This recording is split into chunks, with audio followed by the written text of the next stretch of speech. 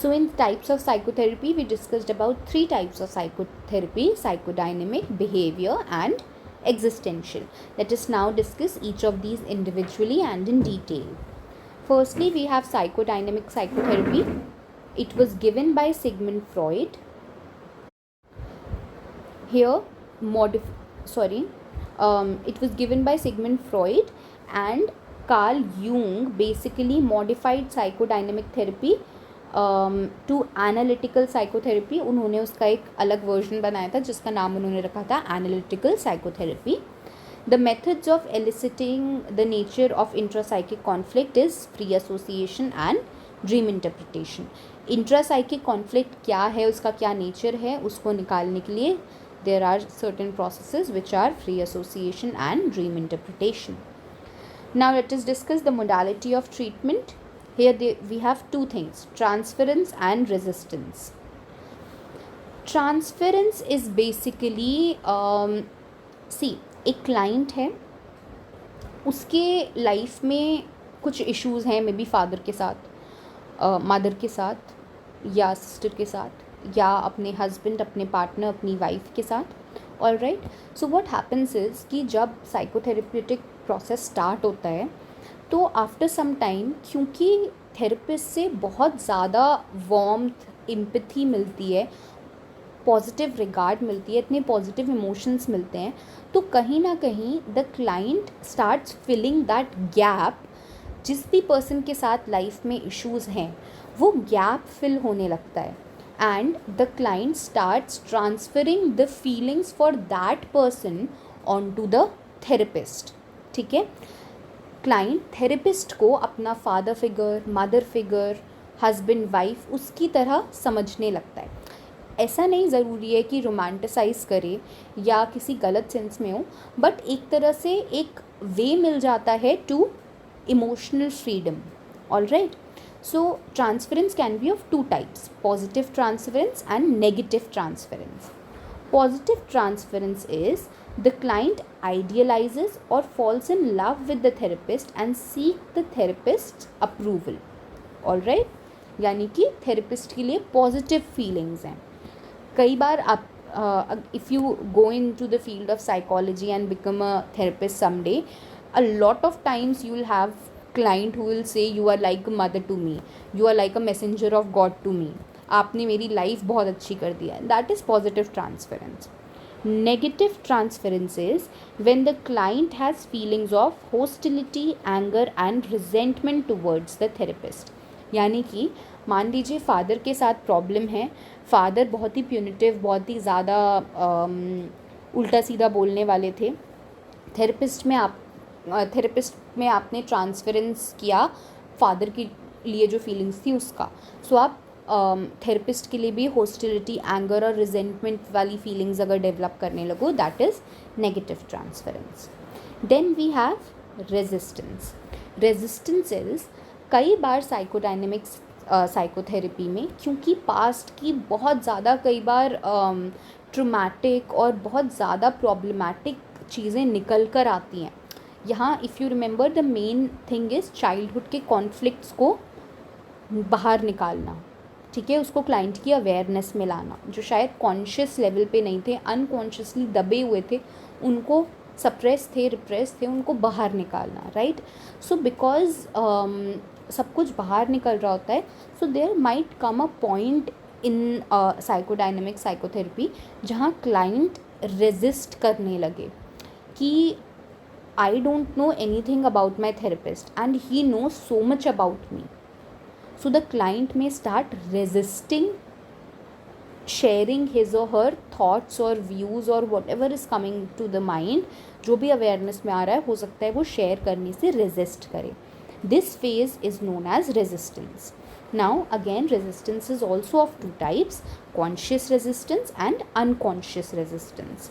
Conscious resistance is present when the client deliberately hides some information. जब जानबूझकर client hide करता है, that is conscious resistance. Unconscious resistance is assumed to be present when the client becomes silent during the therapy session. एकदम से चुप हो जाना. यहाँ पर ऐसा नहीं है कि client जानबूझ के चुप हुआ है. बट कहीं ना कहीं उसका अनकॉन्शियस उसे रोक रहा है। क्लाइंट को समझ नहीं आ रहा है मैं क्या बोलूँ, और ये क्यों नहीं समझ आ रहा है, क्योंकि अंदर अनकॉन्शियस कहीं ना कहीं क्लाइंट को रोक रहा है अपने मन की बात बोलने से। ऐसा नहीं है कि वो आपसे कुछ छुपाना चाह रहा है या छुपाना चाह रही है, बट वो ऑटोमेटिकली रुक रहा है, because of which the client gets silent between the session. The client may also recall trivial details without recalling the emotional ones। यानी कि बहुत ज़्यादा फैक्ट्स याद आ रहे हैं अपने पास्ट के, लेकिन इमोशनल डिटेल्स याद ही नहीं आ रही पास्ट की। क्यों नहीं याद आ रही? क्योंकि कहीं ना कहीं अगेन अनकॉन्शियस रेजिस्टेंस हो रहा है। It may also be seen as missing appointment या coming late for therapy. All right, these are examples of unconscious resistance. Now interpretation कैसे होता है in psychodynamic psychotherapy?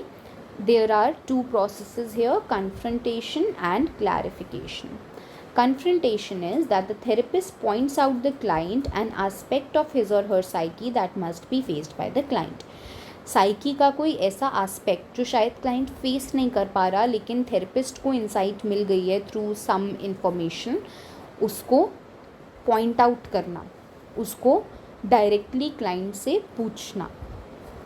Clarification is the process by which the therapist brings a vague or confusing event into sharp focus। कोई ऐसा event जहाँ client कुछ suddenly बोलते बोलते रुक गया था, या जहाँ पर साइलेंस आ गया था, या वो लेट हो रहा था थेरेपी के लिए, इन चीज़ों को क्लैरिफाई करना, डायरेक्टली क्लाइंट के शार्प फोकस में लाना। जो शायद चीज़ें अवॉइड हो रही थी उनको डायरेक्टली पूछ करके फोकस में लाना, that is clarification। This is done by separating and highlighting important details about the event from unimportant ones। जो unimportant ones हैं उनको हटा दो और important के बारे में directly बात करना।